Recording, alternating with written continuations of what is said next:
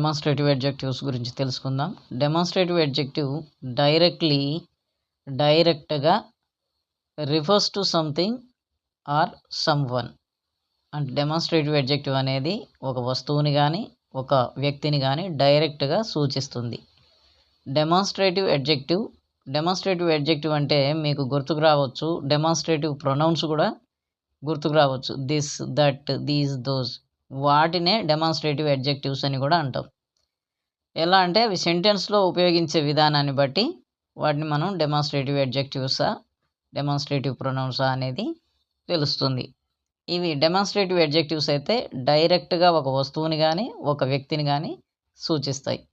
ఈ డెమాన్స్ట్రేటివ్ అడ్జెక్టివ్స్కి సూచించబడేటటువంటి ఒక వ్యక్తికి లేదా వస్తువుకి మధ్యన ఎలాంటి వర్డ్స్ ఉండవు. అలా లేనప్పుడే ఇవి అడ్జెక్టివ్స్ అవుతాయి. లేదు, వీటికి మధ్యన అంటే ఒక వ్యక్తికి ఒక వస్తువుకి ఆ డెమాన్స్ట్రేటివ్ వర్డ్స్కి మధ్యన వేరే వర్డ్స్ అంటే లింకింగ్ వర్బ్స్ కనుక వచ్చినట్లయితే అవి ప్రొనౌన్స్ అవుతాయి, డెమాన్స్ట్రేటివ్ ప్రొనౌన్స్ అవుతాయి. ఇవేంటివో చూద్దాం. డెమాన్స్ట్రేటివ్ అడ్జెక్టివ్స్ ఏంటివో చూడండి. దిస్, దట్, దీస్, దోస్, ఇవే మీరు చూసినటువంటి డెమాన్స్ట్రేటివ్ ప్రొనౌన్స్ కూడా ఇవే వర్డ్స్. కాకపోతే వీటిని మనము సెంటెన్స్లో ఎలా ఉపయోగిస్తాము వాటిని బట్టి ఇవి అడ్జెక్టివ్సా ప్రొనౌన్సా అనేది ఉంటుంది. చూడండి ఇక్కడ example, this building is well decorated. ఈ దిస్ అనేది ఏంటిదంటే అక్కడ మనం బాక్స్లో సూచించాం కదా ఇవి డెమాన్స్ట్రేటివ్ అడ్జెక్టివ్స్ అని. ఇవి దిస్ అనేది ఈ వర్డ్ ఏదైతే ఉందో ఇది డెమాన్స్ట్రేటివ్ అడ్జెక్టివ్. ఇది డెమాన్స్ట్రేటివ్ అడ్జెక్టివ్. ఇక్కడ చూడండి, ఈ డెమాన్స్ట్రేటివ్ అడ్జెక్టివ్ అనేది డైరెక్ట్గా ఒక వస్తువుని కానీ లేదా ఒక వ్యక్తిని కానీ సూచించాలి, అప్పుడే ఇవి అడ్జెక్టివ్ అవుతుంది. సో బిల్డింగ్ అనేది ఇక్కడ మనం వస్తువు అని అనుకుందాం. బిల్డింగ్ అనేది సంథింగ్ అని అనుకుందాం. ఇక్కడ సమ్వన్ అయినా కావాలి, సంథింగ్ అయినా కావాలి. ఇక్కడ సంథింగ్ అని అనుకుందాం. సో ఈ రెండింటికి మధ్యన ఎలాంటి వర్డ్ లేదు, లింకింగ్ వర్బ్ ఏదీ లేదు, కాబట్టి ఇవి అడ్జెక్టివ్ అవుతుంది. ఒకవేళ ఈజ్ కానీ వాజ్ కానీ ఇలాంటి లింకింగ్ వర్బ్స్ ఏమైనా ఉన్నాయని అనుకోండి, అప్పుడు ఈ దిస్ అనేది డెమాన్స్ట్రేటివ్ అడ్జెక్టివ్ అనబడదు, డెమాన్స్ట్రేటివ్ ప్రొనౌన్ అవుతుంది. ఇది డెమాన్స్ట్రేటివ్ ప్రొనౌన్ అవుతుంది. దిస్ ఈజ్ ఏ బిల్డింగ్ అని కానీ, this is well decorated building అని కానీ ఇలా ఉందని అనుకోండి, అప్పుడు అది ఏమవుతుంది అని అంటే దిస్ అనేటటువంటి వర్డ్ ప్రొనౌన్ అవుతుంది. ఏ ప్రొనౌన్ అంటే డెమాన్స్ట్రేటివ్ ప్రొనౌన్ అవుతుంది. ఈ బిల్డింగ్కి దిస్ అనేటటువంటి డెమాన్స్ట్రేటివ్ వర్డ్కి మధ్యన ఏ వర్డ్ లేదు కాబట్టి ఇది డెమాన్స్ట్రేటివ్ అడ్జెక్టివ్ అని చెప్పాలి. నెక్స్ట్ ఎగ్జాంపుల్ చూద్దాం. That bike is mine.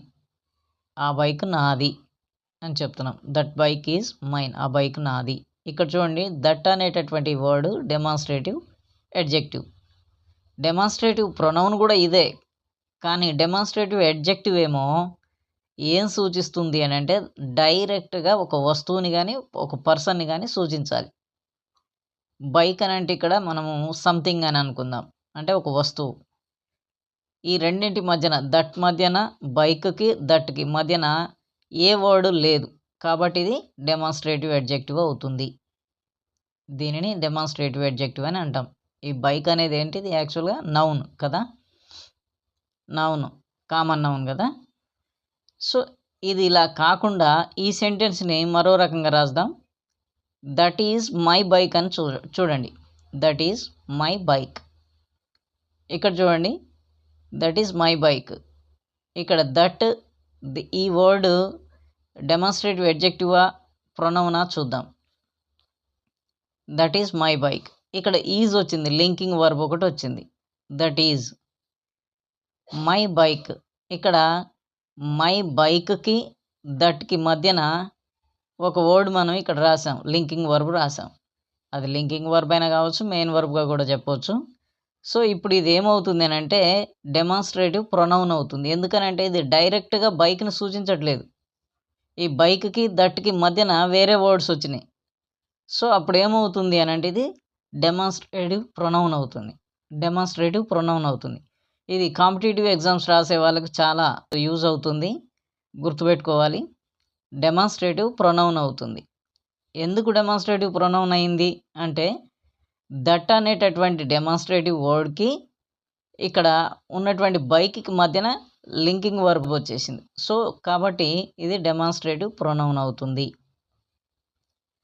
లేదు డైరెక్ట్గా బైక్ను సూచించినట్లయితే అది డెమాన్స్ట్రేటివ్ అడ్జెక్టివ్ అయి ఉండేది. Next one more example. These pictures are beautiful. These pictures are beautiful. ఇక్కడ చూడండి, దీస్ అనేటటువంటి వర్డ్ డెమాన్స్ట్రేటివ్ ప్రొనౌన్ అయినా కావచ్చు, అడ్జెక్టివ్ అయినా కావచ్చు. ఇక్కడ మనం డెమాన్స్ట్రేటివ్ అడ్జెక్టివ్ కాబట్టి ఎందుకు డెమాన్స్ట్రేటివ్ అడ్జెక్టివ్ అయింది అంటే దాని తర్వాత వెంటనే సంథింగ్ ఆర్ సమ్వన్, ఒక వస్తువు కానీ ఒక వ్యక్తి కానీ ఉండాలి, అప్పుడే ఇది డెమాన్స్ట్రేటివ్ అడ్జెక్టివ్ అవుతుంది. సో పిక్చర్స్ అనేది సంథింగ్ అని చెప్పుకోవచ్చు కాబట్టి ఇది డెమాన్స్ట్రేటివ్ అడ్జెక్టివ్ అయింది. అలా కాకుండా దీస్ ఆర్ పిక్చర్స్ అని ఉందని అనుకోండి, అప్పుడు పిక్చర్స్కి దీస్కి మధ్యన ఆర్ వస్తుంది కాబట్టి లింకింగ్ వర్బ్ ఒకటి వస్తుంది కాబట్టి అప్పుడు ఈ దీస్ అనేటటువంటి ఈ వర్డ్ ఏమవుతుంది అంటే డెమాన్స్ట్రేటివ్ ప్రొనౌన్ అవుతుంది. అర్థమైంది కదా. One more example. Those flowers are lovely. Those flowers are lovely. ఇక్కడ చూడండి, దోస్ అనేటటువంటి ఈ వర్డ్ డెమాన్స్ట్రేటివ్ ప్రొనౌన్ అయినా కావచ్చు, అడ్జెక్టివ్ అయినా కావచ్చు. ఏంటిది అనేది మనం ఇక్కడ కరెక్ట్గా తెలుసుకోవాలి. ఈ దోస్ అనే వర్డ్ డైరెక్ట్గా ఒక వస్తువుని సూచించింది లేదా ఒక వస్తువుని కానీ ఒక వ్యక్తిని కానీ సూచించినట్లయితే అది డెమాన్స్ట్రేటివ్ అడ్జెక్టివే అవుతుంది. ఇప్పుడు ఇది డెమాన్స్ట్రేటివ్ అడ్జెక్టివ్ ఎందుకంటే ఫ్లవర్స్ సంథింగ్ సూచించింది. ఇక్కడ మనం పొసెసివ్ అడ్జెక్టివ్స్ గురించి తెలుసుకుందాం. Possessive adjectives.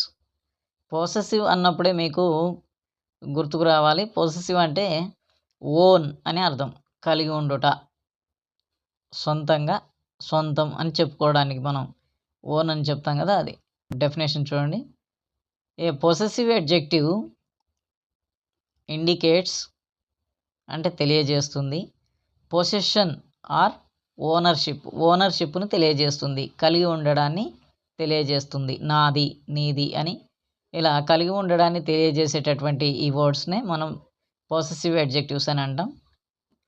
ఇంకా మనం చెప్పుకోవాలని అనుకుంటే belongingness of something, belongingness of something to some one or something అని చెప్పాలి. సమ్ వన్ ఆర్ సంథింగ్, ఒకరికి చెందినది, ఒకరికి చెందినది అని చెప్పడం. ఈ పొసెసివ్ అడ్జెక్టివ్స్ ఏంటియో చూద్దాం. పొసెసివ్ అడ్జెక్టివ్స్ ఏంటియో చూడండి, కన్ఫ్యూజ్ కావద్దు.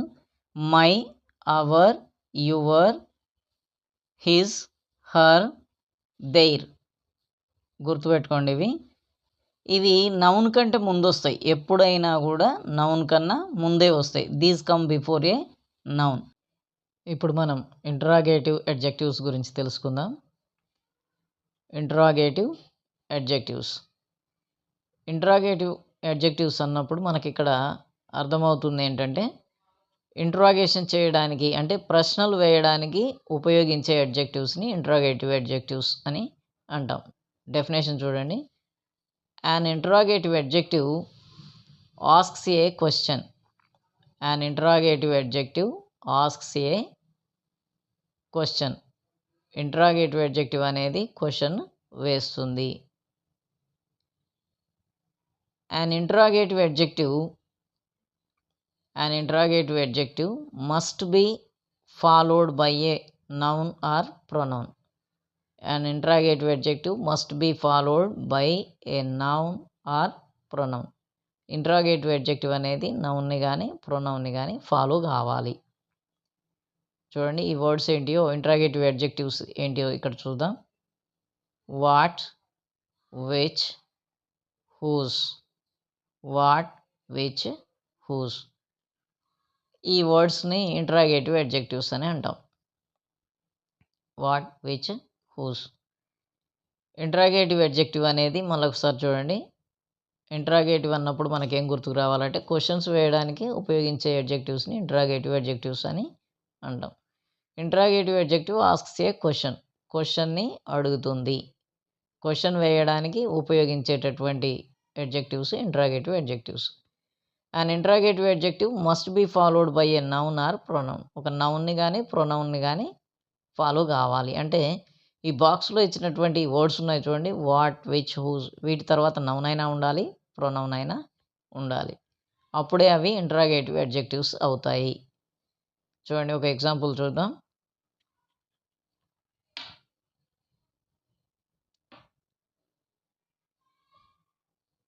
అంతకు ముందుగా మనం ఒక అంశం తీసుకుందాం. If a noun doesn't follow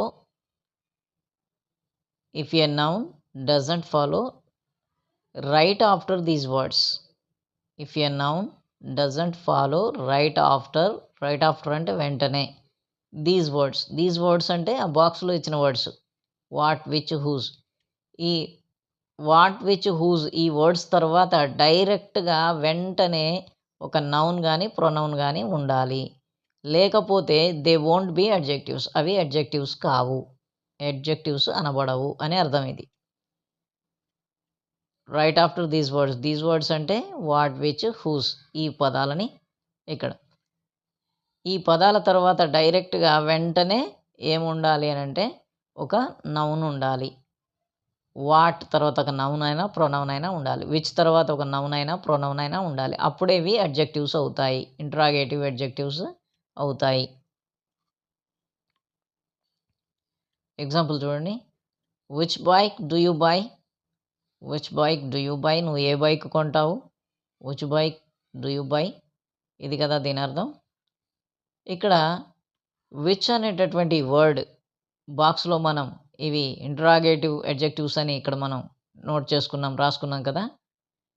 ఇవి విచ్, వాట్, విచ్, హూస్ ఈ వర్డ్స్ ఇంట్రాగేటివ్ అడ్జెక్టివ్స్. సో ఇది విచ్ అనేది ఇక్కడ ఇంట్రాగేటివ్ అడ్జెక్టివ్ అవుతుంది.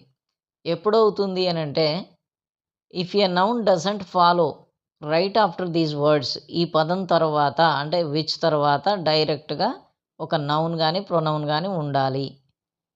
ఒకవేళ లేకపోతే if a noun doesn't follow noun కనుక దీన్ని ఫాలో కాకపోతే, నౌన్ కనుక ఈ బాక్స్లో ఉన్నటువంటి వాట్, విచ్, హూజ్లని ఫాలో కాకపోతే అది అడ్జెక్టివ్ అనబడదు. ఏ అడ్జెక్టివ్ అంటే ఇంట్రాగేటివ్ అడ్జెక్టివ్ అనబడదు.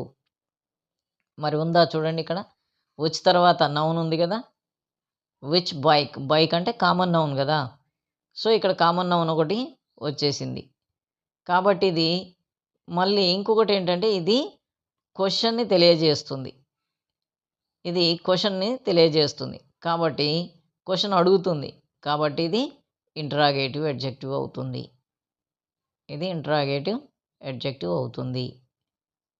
అంతే కదా.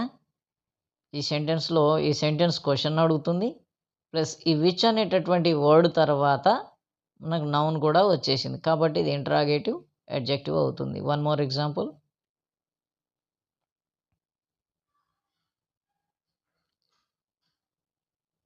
What movie did you